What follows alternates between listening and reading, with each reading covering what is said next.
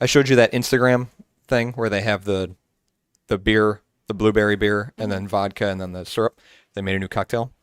Shit looks bomb. I want to go there. And it's like right down the street. Do you want to call?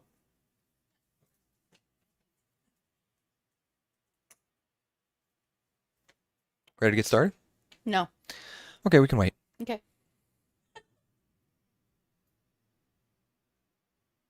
Okay, now I'm ready. Okay. Welcome to the, what is this, 50s? 56? No. 57. 55. Oh, okay. Why you're way off. This is the beer and beer. To the 55th episode of Beer and Beer. My name is Paige. I hope everyone else jumped like I did. My name is Zach. What's this episode about? This episode is about biological warfare. So you always surprise me with the topics. Yeah. I'm excited. I'm curious as to what are we gonna like drink like toxic waste? Yes. Like, Oh my god. You just guessed so it. good. Literally run off. Actually, we're gonna drink topical Flint's water. Topical Flint? Yeah, Flint, Michigan. Oh. We're gonna drink their water. Okay. Yeah, they just canned that and distributed it to Benny's Yep. all across the Found nation. on a shelf. We shouldn't be making jokes about that. I mean, they shouldn't have horrible water, yet they do. It's all their fault. It's not Flint, Michigan's fault. Biological warfare. Cool. I learned a lot in my research, and I'm excited to drink toxic waste for our beer. Maybe we'll get superpowers. Maybe. What would your superpower be? I've always liked the idea of flight. Being able to fly? Yes. I would do time travel. I feel like that's just whole messy It is messy, can of worms. but I would have so much fun knowing that I could change Yeah, but you wouldn't know the outcome. well, I would, because then I would go forward in time and say, oh, that's what I did. And then you'd just be constantly going through a loop of repeating and fixing your mistakes. Oh, I shouldn't have squashed that cricket. Now we're in the Third World War. Okay, I see. I'm going to go back and change Go that. back and fix that. Yeah. But you can't, but like depending on what timeline, like time travel rules you believe in, you can't let your past self I know that's traveling back in time, squishing the cricket, see you. Yeah, it's So you have to like messy. cause a series of events to stop you from squishing a cricket. Yeah, it's just I'd have to make like a game plan or You'd something. need a Yeah. timeline. A lot of coordination It'd involved. be too much. I don't think I could do it. It's been a couple weeks. Keep it simple with flight. That's what I'm saying. Yeah, but then you'd be like a science experiment. Like the government How would you try to. time traveling not be a science experiment. People would just not know. I'd have Who to keep said it a I'd let secret. people know I can fly. Well, You're just assuming. I mean, it'd be kind of hard to fly around without someone noticing. Pretty sure if I fly high enough, no one will see me. Yeah, but you'd have to like get off the ground first. I Like, go how to, do you? the middle of the woods. I got an answer for everything. Okay. It's been a couple weeks. Has it? Yeah. How's it been? Okay. I have a new job. I think I said that in last week's or Yep. And you a really week like ago. it. I do. I like it very much. Exciting. I was regaling him with tales of the children I work with. It's a lot of fun. I like it. Most children are well behaved. Some children are not. My dad was under the weather. He had an issue Oh yeah, he's better. with his side. He is doing better now. He is still in pain, but whatever. He'll be fine. Mhm. He's gonna work no matter what. Yep, stubborn. Man's a machine. I feel like I'm deflating.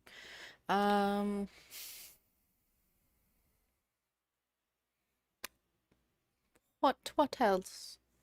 Zach, tell me what I did this week. I literally just worked. I work a very consistent job now, so it's just like nothing of interest happens on the weekdays anymore. You got weekends off though. Mm-hmm. It's good. I still don't do anything with them. All right. Boring stay-at-home schmuck. Well, it's a job you enjoy and you like doing it, and they pay you well, so that's good. Facts. What about you, buddy?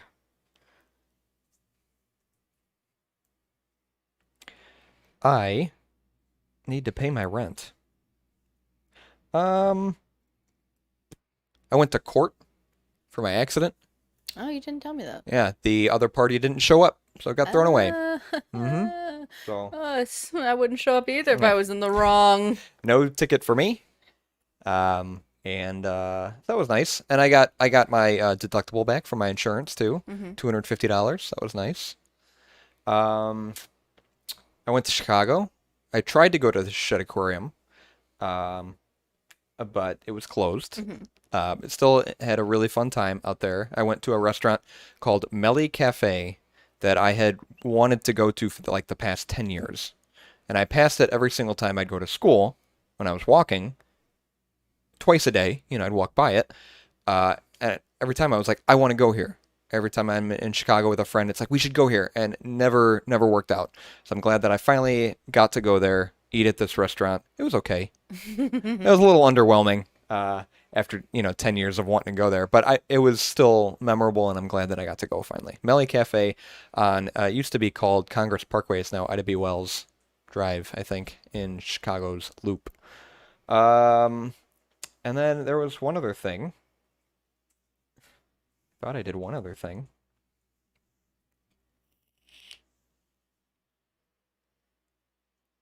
I don't know, just still working, and then I cleaned up my place a little bit, so I felt, I felt kind of productive one day and cleaned a bunch of shit up. That was fun.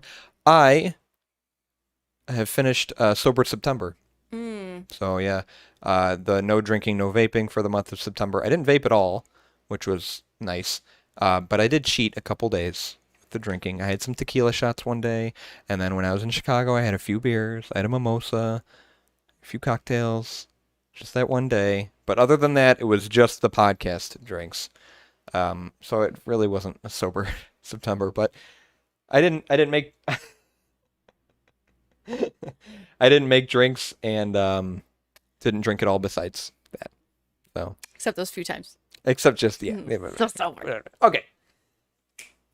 Why don't you talk about the beer? No. Okay. Let me pull it up. Okay. Boop, boop, boop, ba-doo, boop, boop, ba-doo, ba-doo, ba-doo, boop, boo.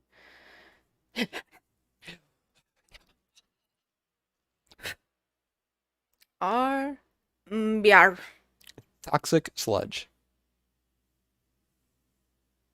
I mean, by Biohazard Brewing Company. that's what it's called.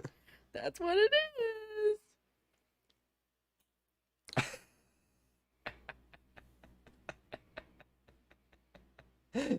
Soda, you little butt.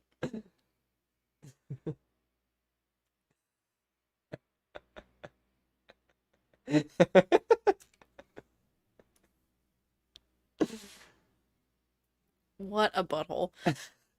Our beer is from Pipeworks. Pipeworks! Can't get away from them. I was going to pick a St. Laurent beer, but then I was like, no, stop it. Too many. I do want to have another one, though. Oh, they came out with a new one that looks good. We'll have to do one soon. It looks tasty. So we know the background of Pipeworks, but they were established in Chicago in 2012 by friends with a shared dream of crafting quality and creative beers. What are you laughing about? What are you giggling for? Our beer is called Colliding Worlds. Made me think of that Power Man 5000 song. It's like when worlds collide. Okay, you think you're the only one. No. Someone out there who knows what I'm talking about, who played Tony Hawk's Pro Skater on the N64 knows exactly what I'm talking about. This is a whiskey sour beer. What? Sour with lemon and orange peel blended with bourbon barrel aged beer. Worlds collide. We took a page from the world of cocktails to bring you this whiskey sour beer. We brewed a light and lemony beer with a garnish of orange peel and blended in a perfect amount of barrel aged beer to give Colliding Worlds a bit of oaky, vanilla. It says vanillin. Vanillin? Yeah, I think that's a word. Okay, well, and bourbon character. This beer is balanced, complex, super tasty, Gosh. and a bit unusual. Oh my god. Did I sell that for you? Yeah, Thank I'm you. beyond excited.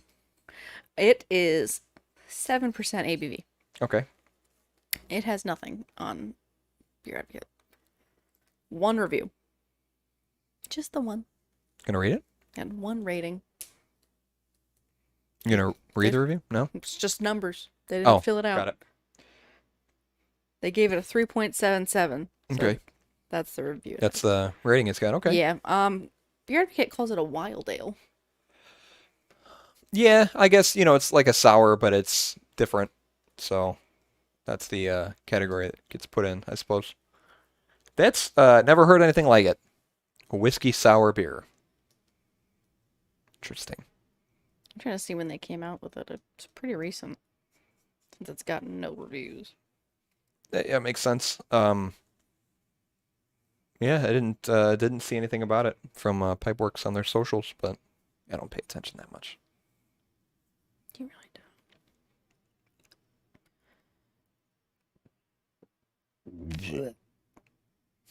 don't. She's a lady. Whoa, whoa, whoa. That's it. That's the beer. All right, I'll get it. It's cold. Yeah, it's cold.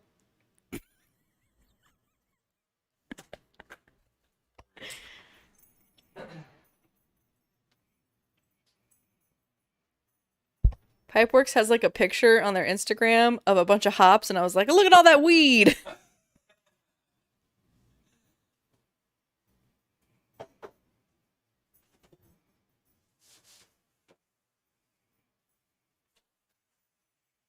Let's see. It came out August 12th. You would think it would have more reviews by now. It probably has a bunch of reviews on Untapped. We should switch to Untapped. No.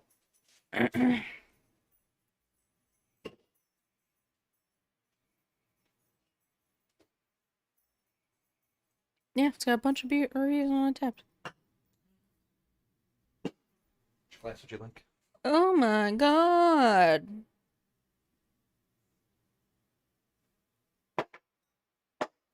Thanks. Appreciate you. How dare you just throw that like it's trash? Because it is. Whoa, there's a lot happening here. Put this on my fridge at home. Do it. I'm gonna. Colliding Worlds. That was hard. She's a child. It's like top tier. Look, there's a couple unicorns. There's some lemons. There's a lemon with rings around it as if it's a planet. What is this fallacy? Hey Paige, just what color is that lemon there? Yellow. Interesting. Is that a trick question? A yellow lemon. What is that? Okay. Is it a sifter of some kind? That's a strainer. Bar strainer. That's another strainer, and then there's a jigger. Why is there a monkey wrench? There's a coupe glass. I don't know. I don't use that on You my didn't even bar. pick the beer. Why am I asking you? I don't have one of these on my bar. I think I should. A monkey One of those wrench. old school stars that kids used to doodle in their notebooks. Oh, I'm looking for the S that people used to doodle. Also, like that. Yeah. Yeah, some lemons with some rings around them. A fancy glass with a unicorn jumping into it. It's a coupe glass. You're a cool glass. And a rocket. Yeah, A rocket blasting off. rocket too. And then everything's coming out of a barrel. Interesting. Again, nothing to pair it with. I hate that. Blended with barrel-aged beer, sour ale with lemon and orange peel. Oh, it's a monkey wrench because that's the logo of Pipeworks. Okay, we figured it out. We're smart. Ooh, a little splashback there. Got a little dirty thumb. What? One in the stick. Oh, okay. Oh. What do you expect out of this? Do you think you'll like it? I never expect I like it. It smells good. It smells like a cocktail. Yeah. I smell lemon, and it smells like a sour beer. Mm-hmm. This is going to sound weird, but it smells light. Okay.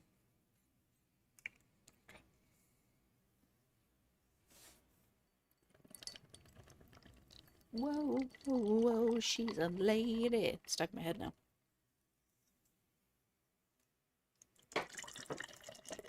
What an interesting color. It looks like toffee. Hey. Toffee. Or tea. Yeah. Huh. Pretty foamy. Interesting tea color. Interesting tea color. The color of tea.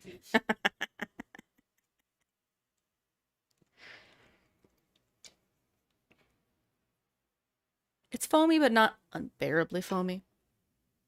You know? Unbearably. Yeah, on a scale from even not bear foamy this to unbearably foamy. See, it's a sweet spot.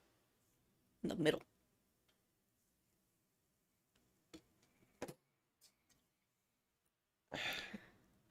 Go down. That's what he said. Yeah, it's it's like the color of tea, like you said, and it's a little opaque. Fancy boy with your fancy words. It smells more interesting in the glass. Yeah. Then again, it could just be a dirty glass. It's not. It smells like a sour beer.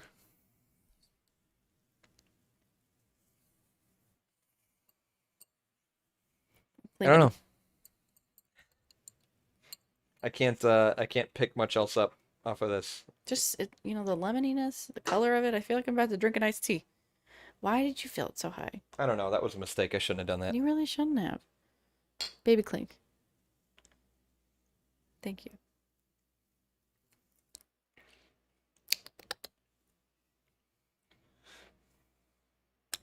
It feels like unsweetened tea.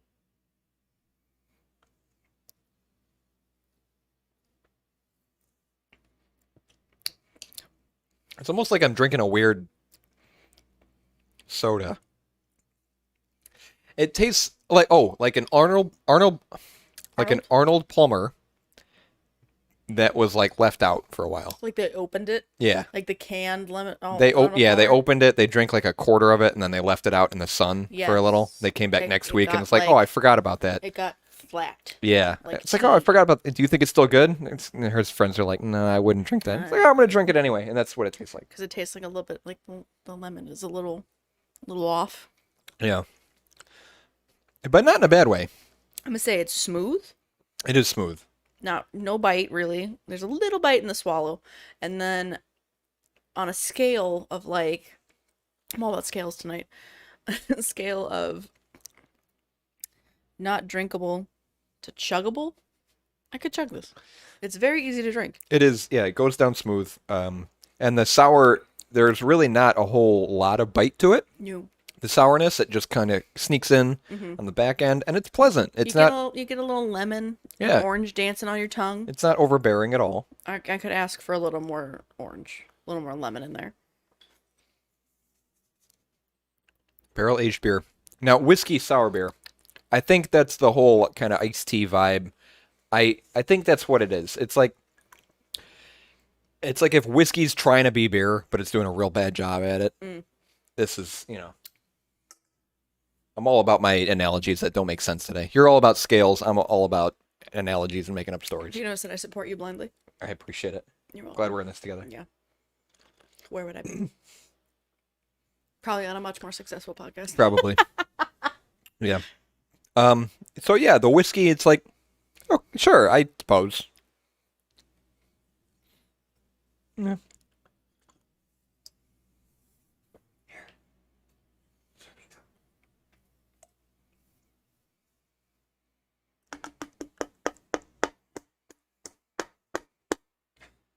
I think you got it all.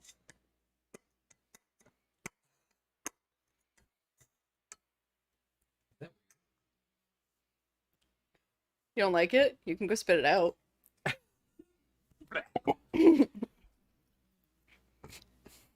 Yeah. It just kind of seems like the aftertaste, and I hate to say this, is like something was curdled, and you got the sour end of it. So to get your butt out of her face.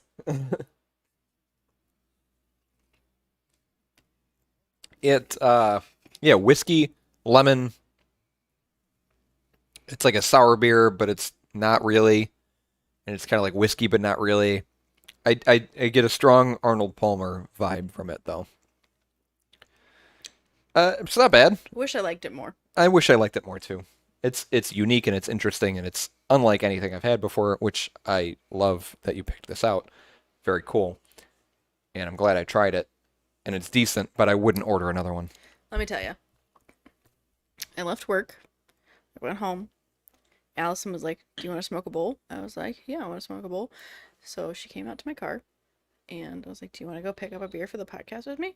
So we drove to Benny's, and we get there, and God, I have to pee the entire time. That's the only thing I was thinking about. I need to pee. So instead of taking my time and going through everything individually and crouching down and checking all the shelves, I was just like, "What's different? That one." Okay. I wanted to pick a beer that I thought I would genuinely like. And I don't know, maybe not. I looked at it and I was like, oh, that sounds different. Probably not going to like it. It is different. What's the tie-in with Colliding Worlds. Warfare. Worlds collide. Oh, okay. Yeah. Let's rank it. Do you have the treat pack, Missy? Oh, she does. Here, You take this. snickerdoodle.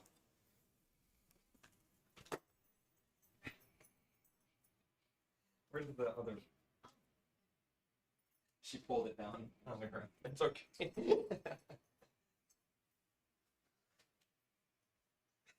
You little snickerdoodle. I don't think this is the right list. It is. Why does it only say 48? Let me see. I don't know what you did. I didn't do anything. Why do you automatically blame me? I'm incompetent. Oh my god, it's saved over. I don't know what you did. Why the fuck did it do that? Hey, wow, baby. Come here. Hello. Is it me you're looking for? You chubby little butt. You're so very cute.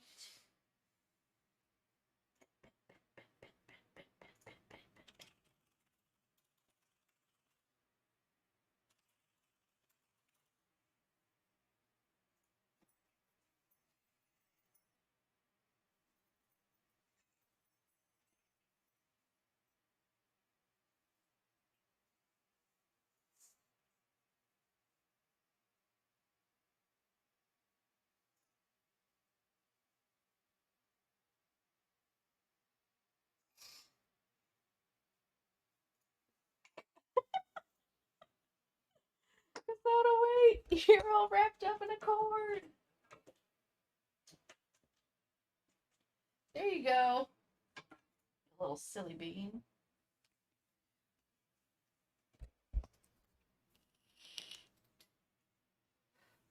You silly cat.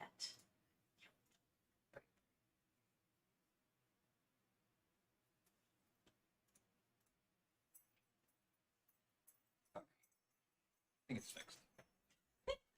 What?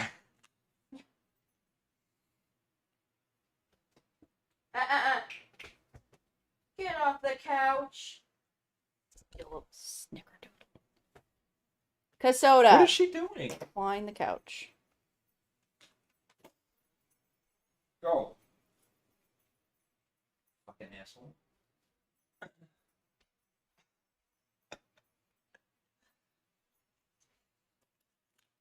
She's an asshole sometimes. I can call her an asshole. It's my cat. Shut up. What? She's clawing the couch. Little butthole. She knows she's not supposed to do that. She has a whole ass cat tree. Thanks. Remember how it wasn't my fault? It wasn't your fault.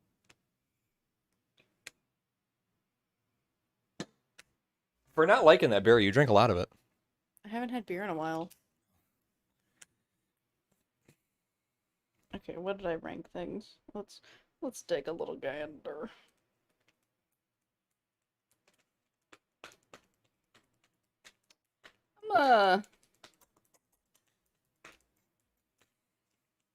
Okay, type it in for me. I'm gonna make it a 7. 7? Yes. So it was 53. 53 was Four Chord Wonder. You liked this more? Yeah, I did.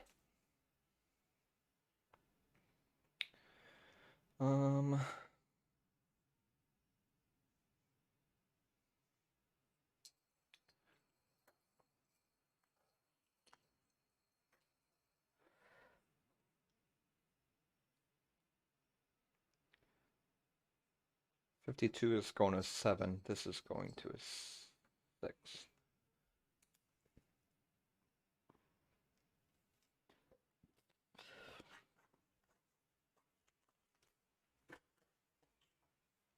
Where'd your ball go? Oh my god. You're a handful tonight. On the couch. Biting the pencil. Knocking cans over with your tail. A whole list. A whole list of things. At least 3.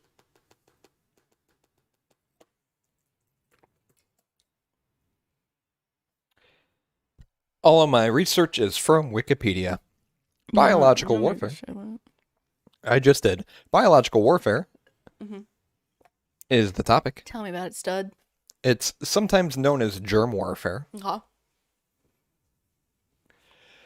Is the use of biological toxins or infection agents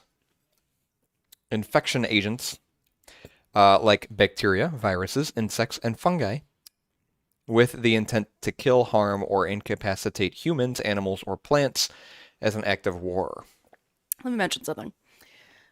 One of the kids in one of the classes that I help teach likes to be read to at nap time. So I was like, okay, go get a book. So he brought one of his books.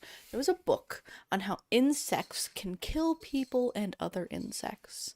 And I was just like, why does a child have this book? And he brought that from home? Yeah. It went into detail.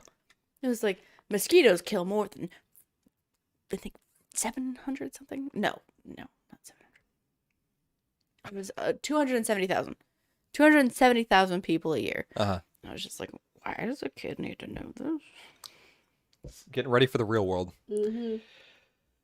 How do you incapacitate a plant?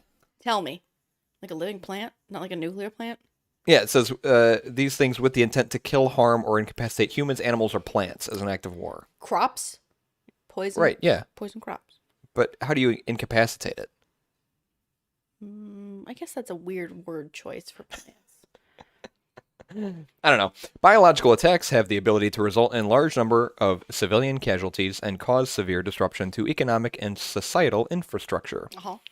A nation or group that can pose a credible threat of mass casualty has the ability to alter the terms under which other nations or groups interact with it. So think like blackmail. If there's a country that has the potential to cause all this harm, people are going to listen to them more. Like North Korea. Oh. Biological weapons possess destructive potential and loss of life far in excess of nuclear, chemical, or conventional weapons.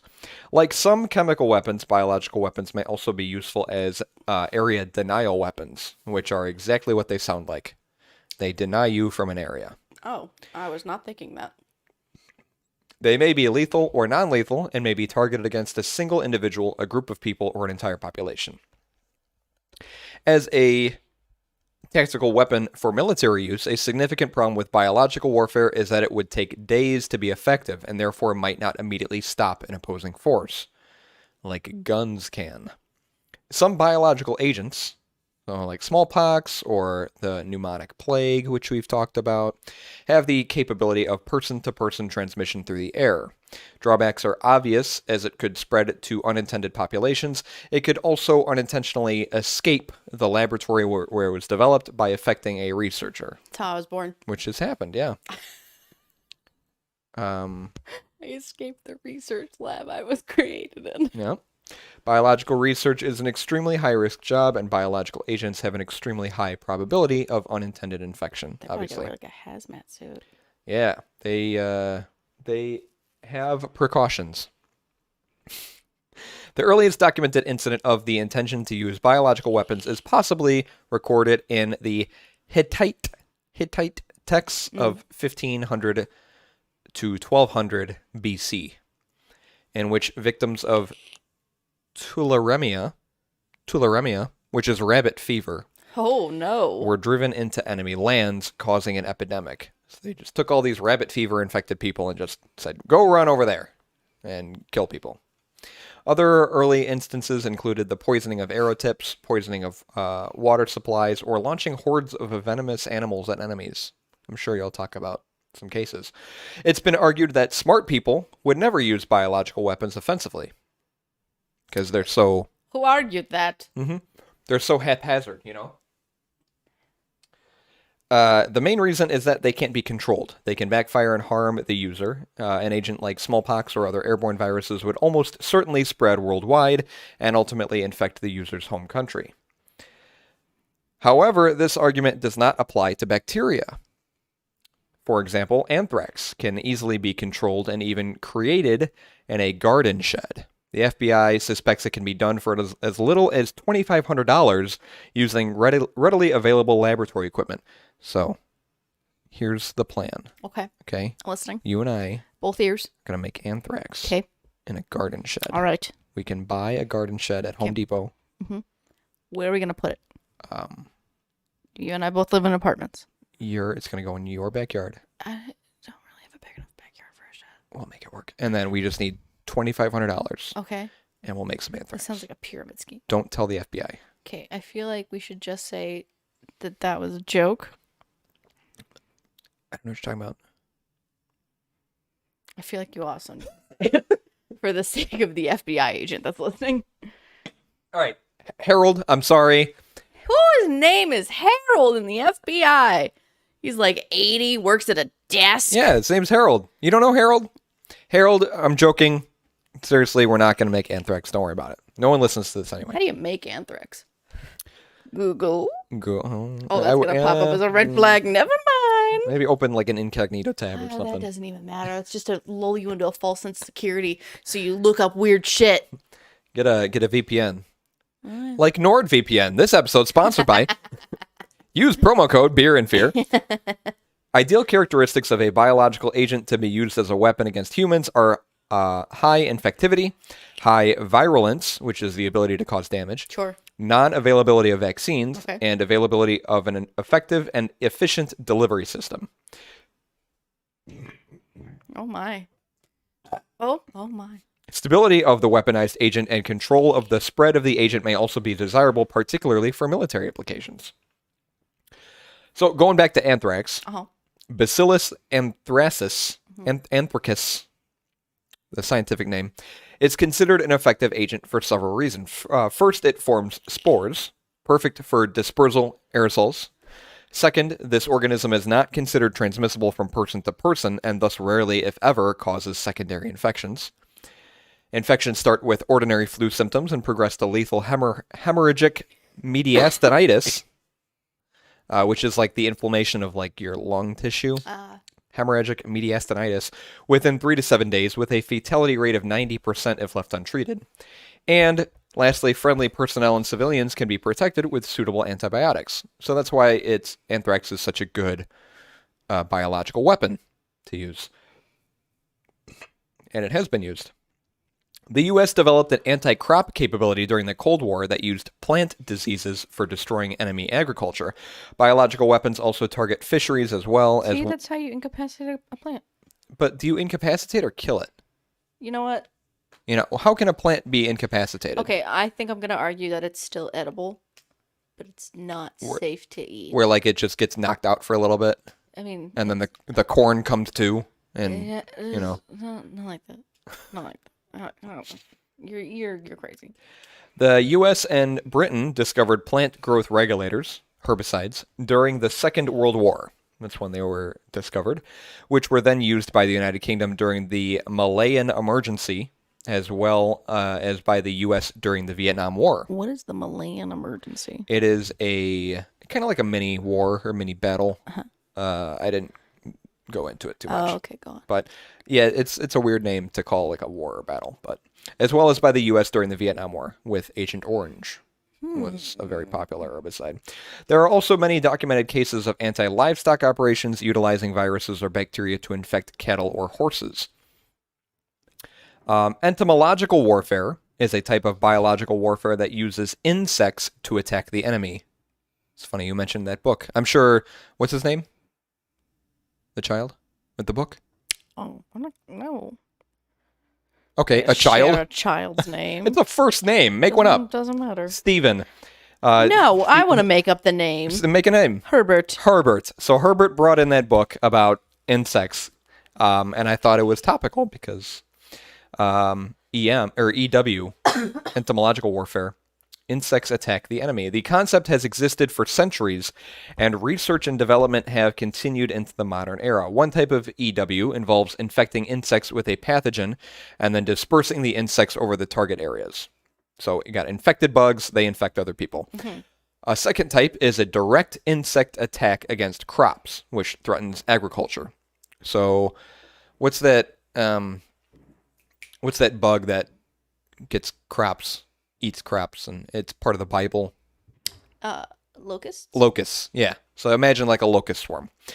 And then I don't wanna. Okay, then don't. Then the final method uses uninfected insects, such as bees, wasps, etc. Bees! To directly attack the enemy. So the third type is these bugs that are attacking, stinging people to death. Mm-hmm. Bioterrorism is terrorism involving the intentional release or dissemination of biological agents. When non-national groups use biological weapons, or if nation-states do so clandestinely, it may be considered bioterrorism. Is dissemination when you remove semen from somebody? Oh, no, that's dissemination. Oh, Yeah, you get I'm so sorry. the two confused easily. Biological weapons are difficult to detect, economical, and easy to use, making them appealing to terrorists. Production is very easy, as just ask any terrorist; they'll tell you What appeals to you? they're appealed. Yeah, We're gonna focus group this. All right, boys, get together. we asked 100 terrorists. Production is very easy, as common technology can be used to produce biological warfare. A major factor that attracts terrorists is that they can easily escape before government or secret agencies have even started their investigation, as most incubation periods are 3 to 7 days. Genius. Yep. With everything that I talked about so far, it makes sense that there are laws that restrict the manufacture, use, and distribution of No, that seems these silly. weapons. Yeah, there has to be some laws. Nah. One of them is the Geneva Protocol. Okay. Not the Geneva Convention, but the Geneva Protocol. I didn't know there was either or. It's the protocol for the prohibition of the use and war of asphyxiating, poisonous, or other gases, and of bacteriological methods of warfare. But Bless they shorten it to the Geneva Protocol. I don't know why, but they just call it the Geneva Protocol instead of that. World War I saw large-scale chemical warfare. France used tear gas, the German Empire used chlorine gas, and others used hydrogen cyanide, which was lethal on the battlefield. The Geneva Protocol is a treaty that prohibits the use, but not the possession or development, of biological and chemical weapons in intentional armed conflicts. It was signed on June 17, 1925, and entered into force on February 8, 1929. What is going on? Those fireworks? That's not fireworks.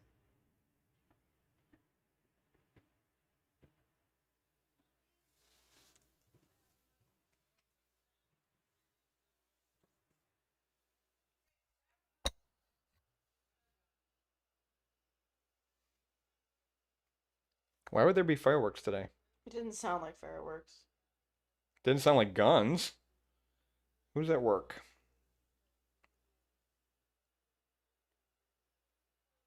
Eric? Signe.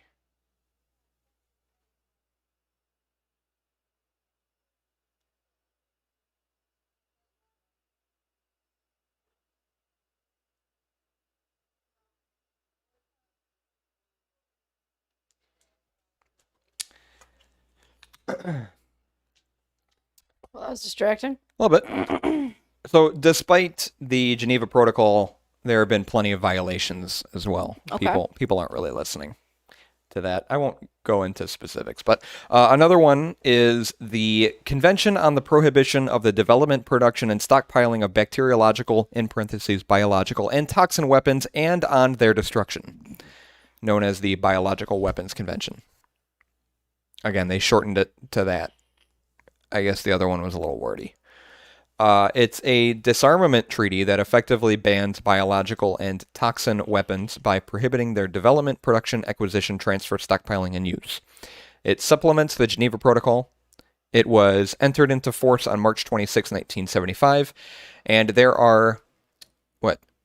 Oh, Jersey. Yeah. I was like, whoa. There are 109 signatories and 183 parties to the convention, which covers most countries. So most countries are involved in this biological weapons convention. Oh, okay. There are 14 non-parties, one of them being Chad. Oh, I was like, that's not a place. I was like, oh, it Fucking is Chad. a place. It's just a guy he didn't want to sign. Just Chad, part of the UN. Like, my backyard is its own country. It was fireworks. Lots of fireworks tonight. It seemed very loud. Why are there fireworks tonight? It's October. It might be a homecoming thing. Yeah. Stupid, like, gender reveals. Right. Little brief popular culture. Since we can't do the biological warfare shit in real life, we got to resort to making books, films, and video games about it. Makes sense? Uh-huh. In the Alien franchise, a key plot-driving element of the story background is that the bioweapons division of the Sinister Company must have a specimen of the creature at all costs, even at the expense of the expendable humans that get in its way. There's the movie 28 Days Later. You've seen Alien, right? Yeah. Okay. Good. 28 Days Later, which I've also seen. Great film. We talked about it before. We talked about it episode 1. I don't like that movie. I know you don't. You don't like zombies. There's a deadly modified rage virus that's released by an eco-terrorist in Cambridge, destroying the UK. Why is it always eco-terrorists? Why are they always making these silly decisions? Like the new Godzilla movie. I talked about that. Oh. Never mind. Oh wait, no, I talk about Jurassic World. Okay, Go ahead. So the new Godzilla movie is about, like, the backing plot is about eco-terrorists making the decision to wake these ancient beings to completely destroy the earth, to rebuild it, because humanity has gone too far. Humanity has gone too far. Eco-terrorists, it sounds like terrorists that are like, they care about the environment. They're eco-friendly terrorists. Yeah, it's like, but they always make these, like, dramatic decisions where they're just like, we're gonna end it all because humanity has ruined Mother Earth and wildlife shall reclaim the land. Got it. And they make these terrible decisions to, like, murder, like, billions of people and wipe out the entire continent, well, the entire world. And then it all backfires and they have this epiphany. They're like, we went too far! It was a little much. And then they end up dying. Jurassic World has a plot of using genetically engineered dinosaurs as military animals. Motherfucking BD Wong. Everything okay over there? You like you gave up for a second. You know BD Wong? No. What? The scientist. No. And then there's plenty of video games out there that cover bioterrorism. No. That's BD Wong. Like Resident Evil, Crisis 2, Plague Inc., Mass Effect, Metroid, Metro Last Night, Hitman, Arma 3, and the Fallout series.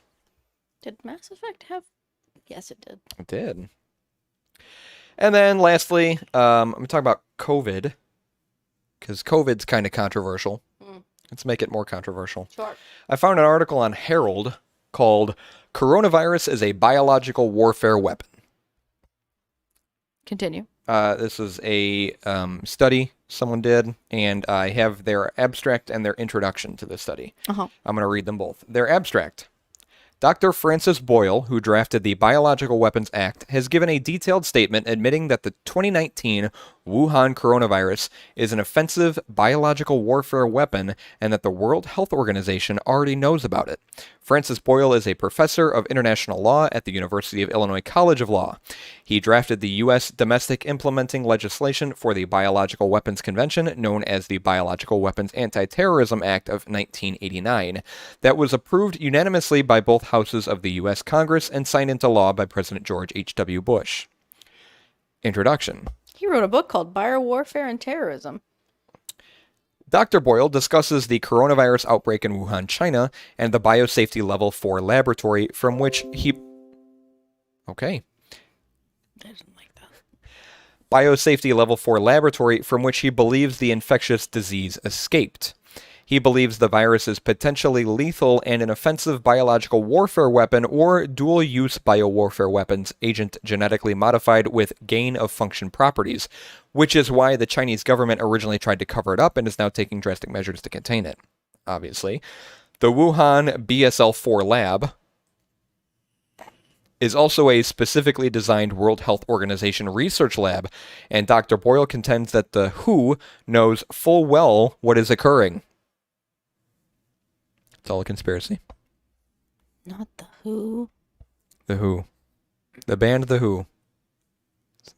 Yeah, they're the reason coronavirus. I gotta think of the Who songs. They're the reason that we all have COVID. That's my section.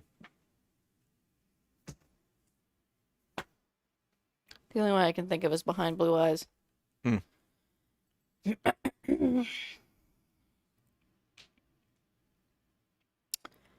Biological warfare. It dates back a long time. That's my section. All right, beardfaircast.com. According to Homer's epic poems about the legendary Trojan War, the Iliad and the Odyssey. I didn't mention these are cases of biological warfare. I should probably mention that. What you're doing. Yeah.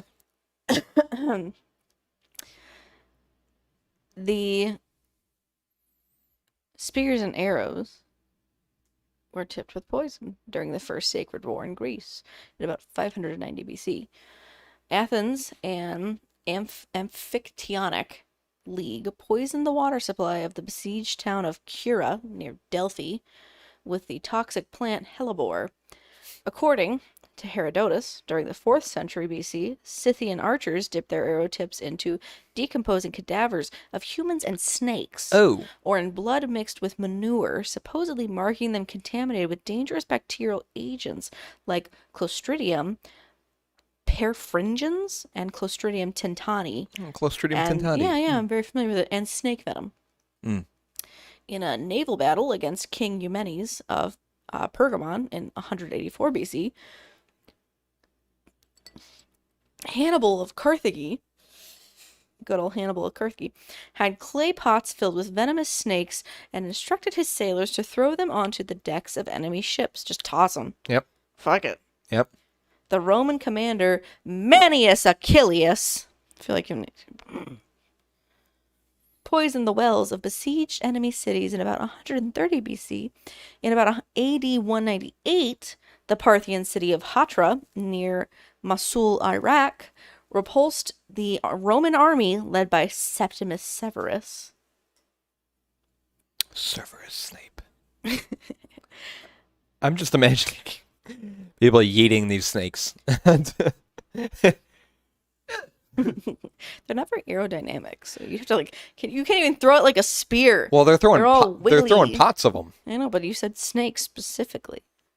No, but like the pots, the jars of snakes, like a giant clay pot. You know, whenever I think of clay pots, I always think of the pots from Legend of Zelda. Yes. Yeah, me too. That's the only image that comes to my mind. Yep. Where was I?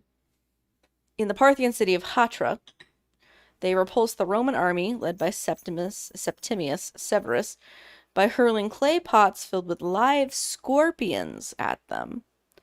Like Scythian archers, Roman soldiers dipped their swords into excrements like everybody else, and cadavers too. That's what I do. Victims were commonly infected by tetanus as a result. Good times. Yeah, the first time I got a sword, I just took a dump and just put it right in my Used poop. your own dump? Yep. That seems improper. Always keep your sword infected. That's what my dad told me. Follow for more life tips. Excuse me. The Mongol Empire, established commercial and political connections between the eastern and western areas of the world through the most mobile army ever seen. The army is composed of the most rapidly moving travelers who ever moved between the steppes of East Asia. Managed to keep the chain of infection without breaking. I'm sorry, I should have mentioned where bubonic plague was. Mention that. They managed to keep the chain of infection without a break until they reached and infected peoples and rodents who had never encountered it. The ensuing Black Death may have killed up to 25 million total, including China, and roughly a third of the population of Europe, and in the next decades, changing the course of Asian and European history. Did we talk about the plague? Yes. Well, it was one of our episodes, right? Yes, it was. Yeah, it was. Biological warfare was extensively used in many parts of Africa from the 16th century AD, most of the time in the form of poisoned arrows, or powder spread on the war front, as well as poisoning of horses and water supply of the enemy forces. In Borga, there were specific mixtures to kill, hypnotize, make the enemy bold, and to act as an antidote against the poison of the enemy as well. Make the enemy bold? The creation of biologicals was reserved, my brain no work, for a specific and professional class of medicine men. In South Sudan, the people of the Kolgit Hills kept their country free of Arab invasions by using, I think it's, I don't even know what I think it is, a type of flies as a weapon of war.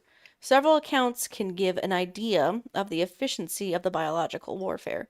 For example, Mockley Ferryman in 1892 commented on the Domian invasion of Borga, stating that their poison arrows enabled them to hold their own with the forces of Dahomey, something, notwithstanding the letters muskets, the stabby things. The stabby things. Yeah, the stabby things. Good times. During the Middle Ages, victims of the bubonic plague were used for biological attacks, often by flinging formites. Formites. Yeah, I don't know what that is. Was that poop? Inanimate objects that, when contaminated with or exposed to infectious agents, can transfer disease to a new host. There we go. We learned something today.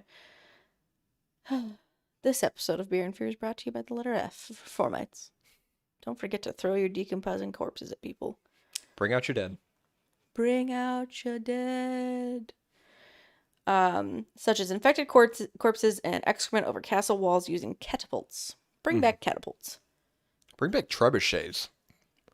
Bodies would be tied along with cannonballs and shot towards the city area.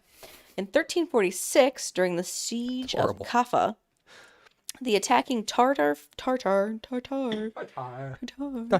forces, subjugated by the Mongol Empire under Genghis Khan more than a century ago.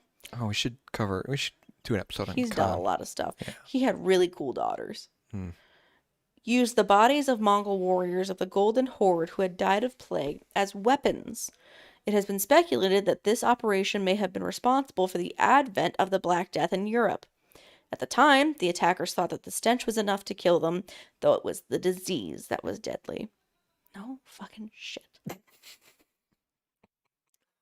In 1422, during the siege of Karlstein Castle in Bohemia Hussite, attackers used catapults to throw dead, but not plague-infected bodies, and 2,000 carriage loads of dung over the walls. Where'd they get that much dung? They just saved it up. It's like, all right, people, instead of pooping in your Everybody toilets. poop in the carriage. Yeah, everyone, we're going to bring this carriage around You know three what? times a day. You know what they probably did? They lined the carriages up, and they took everybody's pooping pots that they have. What are they called? Yeah. No, what are they called? Yeah, pooping pots. They're not called pooping pots. What are they called? Like it's before outhouses. Yeah. They had like latrine. like buckets, yeah, like pans. Yeah, what is the specific name for that, though? I don't know, I'd call it a pooping pot. Yeah. It's a pooping pot. And they're like, bring your pooping pots this Sunday down to the carriages. Get a free drink of water. For every pooping pot you bring. Every pooping pot gets a drink of water. Uh-huh. English longbowmen usually did not draw their arrows from a quiver. Rather, they stuck their arrows into the ground in front of them. This allowed them to knock the arrows faster, and the dirt and soil was likely to stick to the arrowheads, thus making the wounds much more likely to become infected. Look, what's that saying? God made dirt, and dirt don't hurt. Interesting. That's why people eat dirt. Because of Jesus.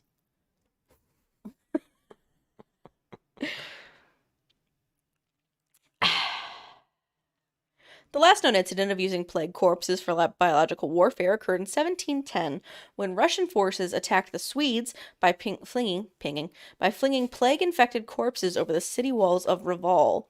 However, during the 1785 siege of Lecale, forces flung diseased clothing into the city.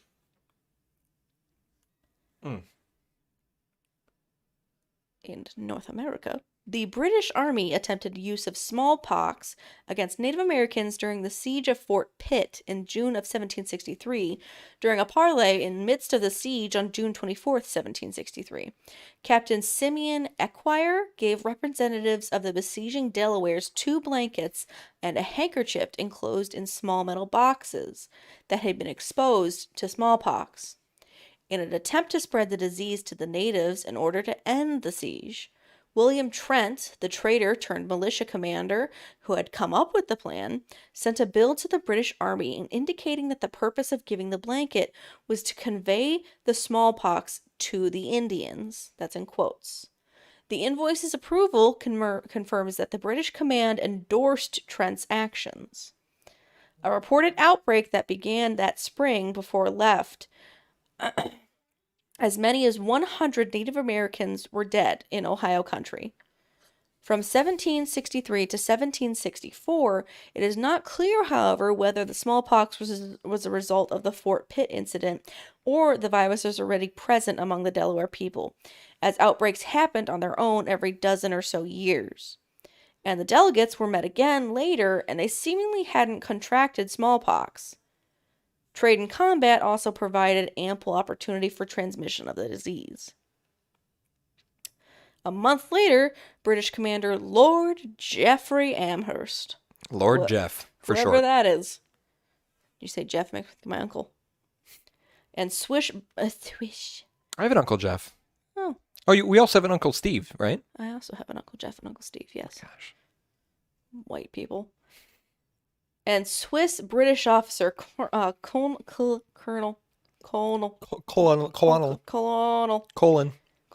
cancer Henry Bouquet discussed the topic of using blankets to spread smallpox amongst natives. 4 letters are cited from June 29th, July 13th, the 16th, and 26th of 1763. Amherst wrote on July 16th, 1763, P.S. You will do well to try to inoculate the Indians by means of blankets, as well as to try every other method that can serve to extirpate? Sure. Okay. This, I don't know the word, execrable race.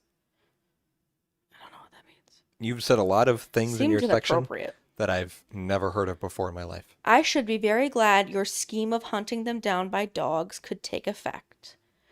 Bouquet replied on July 26, 1763, I received yesterday your Excellency's letters of 16th with their enclosures. The signal for Indian messengers and all your directions will be observed. Smallpox was highly contagious among the Native Americans, and together with measles, influenza, chickenpox, and other old world diseases, was a major cause of death since the arrival of Europeans and their animals. Mm-hmm. In New South Wales, Australian Aborigines have always maintained that the British deliberately spread smallpox in 1789, but this possibility has only been raised by historians from the 1980s when Dr. Noel Butlin suggested there are some possibilities that disease could have been used deliberately as an exterminating agent. In 1997, David Day claimed there remains considerable circumstantial evidence to suggest that officers other than Philip, or perhaps convicts or soldiers, deliberately spread smallpox among Aborigines. And in 2000, Dr. John Lambert argued that strong circumstantial evidence suggests that the smallpox epidemic, which ravaged Aborigines in 1789, may have resulted from deliberate infection. You ever seen someone with smallpox? No, show me a picture. It's crazy. I'm waiting for a picture. Yeah, stand by. Okay. Un momento.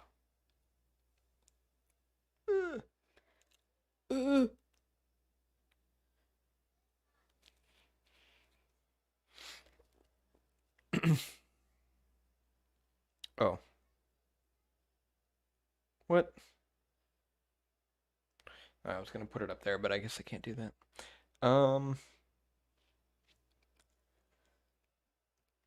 It looks sad. Looks like a tree.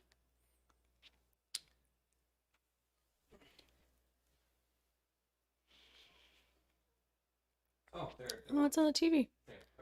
Looks scaly. Yeah. On September 18th, 2001, and for a few days thereafter, several letters were received by members of the U.S. Congress and American media outlets which contained intentionally prepared anthrax spores. The attack sickened at least 22 people, of whom 5 died. The identity of the bioterrorist remained unknown until 2008, when an official suspect who had committed suicide was named. Suspicions of an ongoing Iraqi biological warfare program were not substantiated in the wake of the March 2003 invasion of the country. Later that year, however, Muammar Gaddafi was persuaded to terminate Libya's biological warfare program. In 2008, according to a U.S. congressional, what is wrong with me? Research Service report, China, Cuba, Egypt, Iran, Israel, North Korea, Russia, Syria, and Taiwan are considered, with varying degrees of certainty, to have some biological warfare capability. Mm-hmm.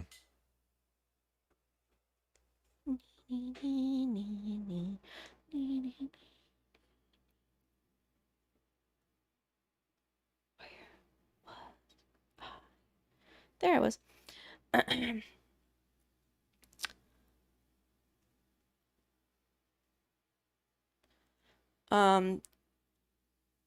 Here's some like specific ones, I guess. Japan, during their attacks on China during the Second World War II. Second World War. You don't have to say two. Second World War number 2. It's like saying the ATM machine. Well, I mean, that came after Second World War number 1, but it was before Second World War number 3. 2 international treaties outlawed biological weapons in 1925 and 1972, but they, like you said, have largely failed to stop countries from conducting offensive weapons research and large-scale production of biological weapons. Mm-hmm. During the Second World War, the Japanese army poisoned more than 1,000 water wells in Chinese villages to study cholera and typhus outbreaks. I know those things. Do you? They're awful.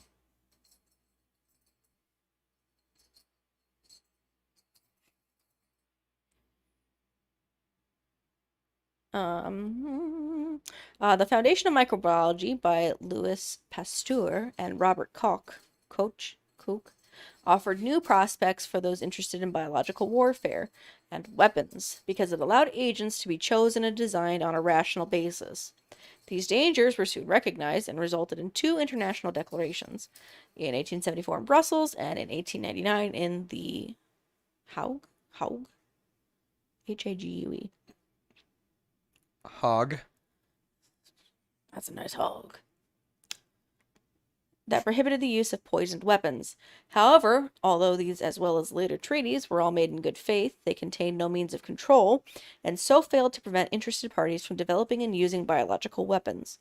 The German army was the first to use weapons of mass destruction, both biological and chemical, during the First World War. Although their attacks with biological weapons were on a rather small scale and were not particularly successful, covert operations using both anthrax and glanders attempted to infect animals directly or to contaminate animal feed in several of their enemy countries. After the war, with no lasting peace established, as well as a false and alarming intelligence report, various European countries instigated their own biological warfare programs long before the onset of the Second World War. Zoom in. In 1155, Emperor Barbarossa poisons water wells with human bodies in Tortona, Italy. In 1346, the Mongols catapult bodies of plague victims over the city walls of Kaffa. 1495, Spanish mix wine with blood of leprosy patients to sell to their French foes in Naples, Italy. In 1650, Polish fire saliva from rabid dogs towards their enemies. 1675, first deal between German and French forces to not use poison bullets. 1763, British distribute blankets from smallpox patients to Native Americans. 1797, Napoleon floods the plains around Mantua, Italy to enhance the spread of malaria. 1863, Confederates sell clothing from yellow fever and smallpox patients to Union troops in the good old US of A.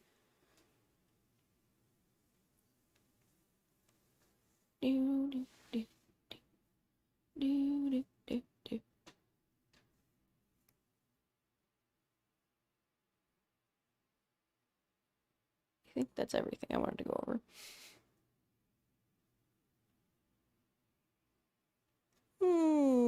Okay, there's a couple funny things. Sorry, did I ask for your follow-up sound?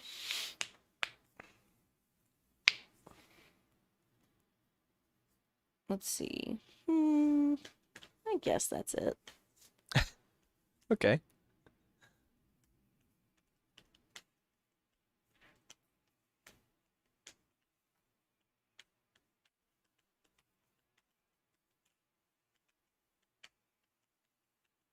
Yeah. What'd you think of the beer, bud?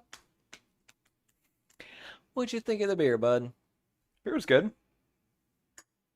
It was unique. It was interesting. Never had anything like it before.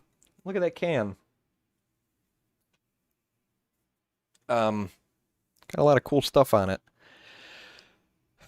Yeah, unique, interesting, something different, but I don't know. It's okay. Not my cup of tea. Even though it looked like tea.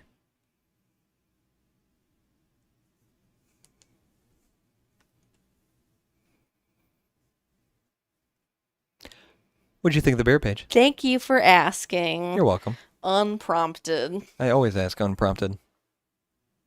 I don't need glares staring into my soul to ask you the question in return. I think why are there raccoons on the screen? Don't worry about it. I'm a little worried about it. No, don't worry about it. So, I've got hair in my mouth. I think my opinion is similar to yours. It's interesting because it was a whiskey sour beer, and that's something different that, we haven't had one of those before. But it was just like drinking an Arnold Palmer that's been left out for a few days. It's got a little bit of booze in it. Yeah, it was an interesting tasting Arnold Palmer. Yeah, unique, different. Easy to drink. Yeah, it smelled good. It goes down smooth. It doesn't have a whole lot of bite to it. Just like you, Paige. It doesn't have a whole lot of bite to it. And it's something different. But yeah, I wouldn't order another one. I got it at a bar or something. I would have to agree. Yeah, it's good. Definitely try it though. It came out in August. Mm-hmm. It's still a new beer. They might still be making it. Maybe check it out on Pipeworks' website. Pipeworks is a great company. We've had plenty of beers by them before. They make some good quality stuff. Good job, you guys and gals. beerandfearcast.com is our website where you can listen to all of our episodes. We're also available on every popular podcast platform like Spotify, Google Podcasts, Apple Podcasts. We're on YouTube. You can check our stuff out there. And then beerandfearcast.com is our email. And then on the About page, you can send us a message too. If you look on the website, there is a new section up there, a new button you can click on called Events. Go ahead, click on that, and then you can see we've got an event posted on our website for October 29th. We're doing our live show at Center Stage Theater with the help of Metropolitan Brewing Company in Chicago. It's going to be fantastic. We're looking forward to it. Still haven't started my research on it yet, but things are coming together, and we have the event page on our website there where you can click to buy tickets. Tickets are $5, so check it out on our website, beerandfearcast.com. Do /events, get to that page. Click that link to buy tickets, $5, October 29th at 7 p.m. We're going to have beer, a movie, live podcast, some live music, and then there's food there. It's going to be fun. Great time. Any questions, let us know. But $5. $5 for a night and all that? What a steal. Wouldn't you agree? No. Okay. It's an outright outrageous theft. I need more words. Okay. That's intense. Thanks. Buy a ticket. Buy them. This feels like subliminal messaging for those cigarette ads. Purchase a Smoke. ticket. Purchase a ticket. Smoke. Purchase a ticket. Smoke. Purchase a ticket. Smoke nicotine. While you're pregnant. Please don't do that. It's good for the baby. No, it's not. It's bad for the baby. Are you done? Finally.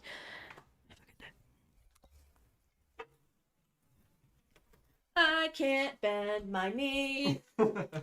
This is where I live now.